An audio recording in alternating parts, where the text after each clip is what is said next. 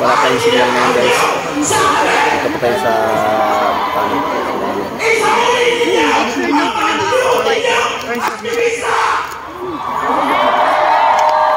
Mga aktivista na nanawagan lamang ng lupa sa magsasaka.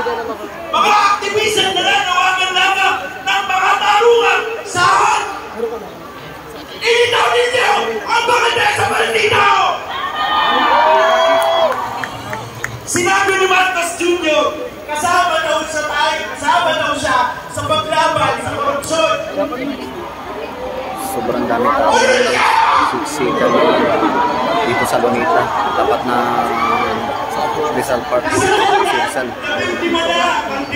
sa Zero Lugrans. Ni Bongbong Marcos Jr. Isauli ninyo ang nilakaw ng mga kaanak namin!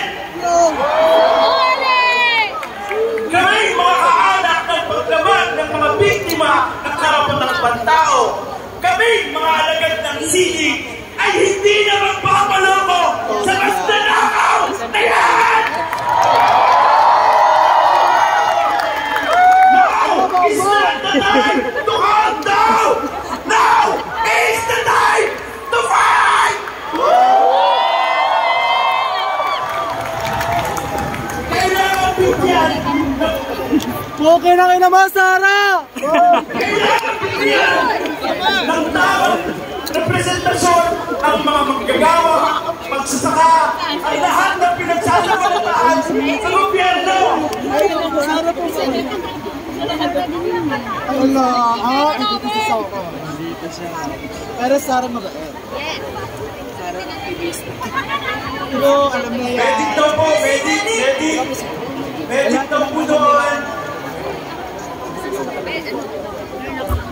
Kapag binigyan natin ng kapangyarihan ang mamayan, we will not only get what is rightfully ours, we will get our justice!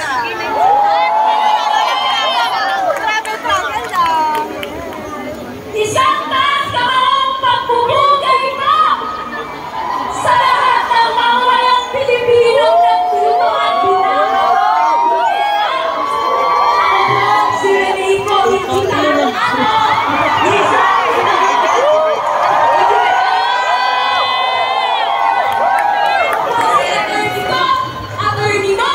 attorney natin lahat ang kinatawan ng boses ng kabataan sa ika-20 Kongreso. Gusto mong karinig? Nasaan ang kabataan?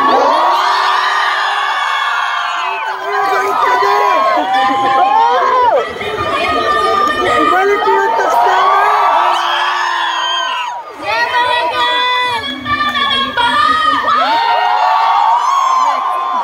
Literal. Isang tanong sa inyo, galit ba kayo? Galit! Kami po sa malabang 2 taon ng sunod-sunod sinasagot ng bayan. Ito rin ang experience ng iba't ibang bahagi ng Pilipinas. Pero, imagine nyo, 1.5 trillion pesos ang pinuhos sa flood control projects ng Grabe, guys, grabe. ni Aloro. At alam niyo po ba, dyan sa 1.5 trillion na yan, yung 1 trillion pesos kay Marcos Jr. lang.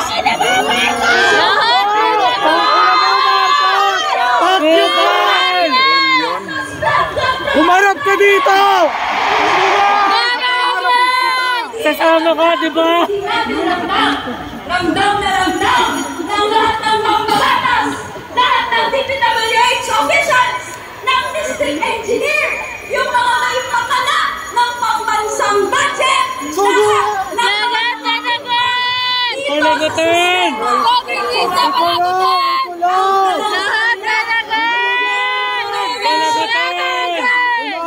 Inagaya nila ang Imelda style ni Imelda Marcos.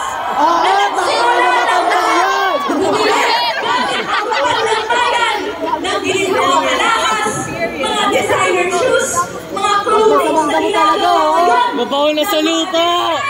Imelda, mabaho bilang! Mga nepo babies at lahat po ng sangkot sa korupsyon.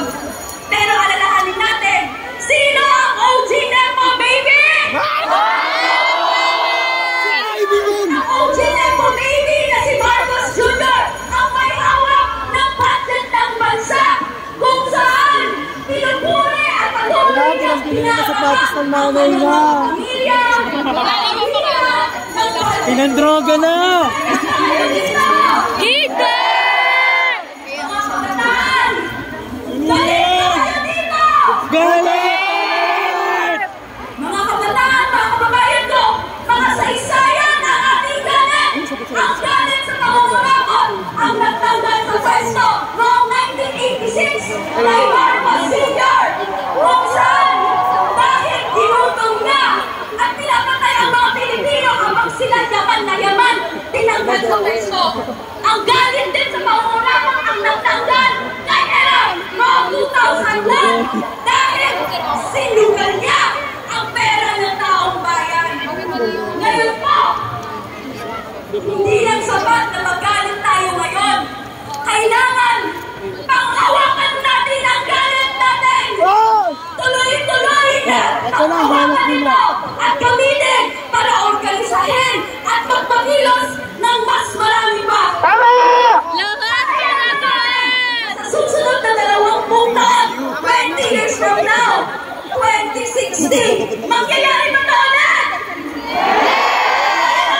Ang hawak sa atin sa kabataan, sumali ng organisasyon, magkaroon ng mga aktibidades kung saan ilalagpapalaganap natin ang alternatibong politika ng pagbabago, hindi na tungkulong.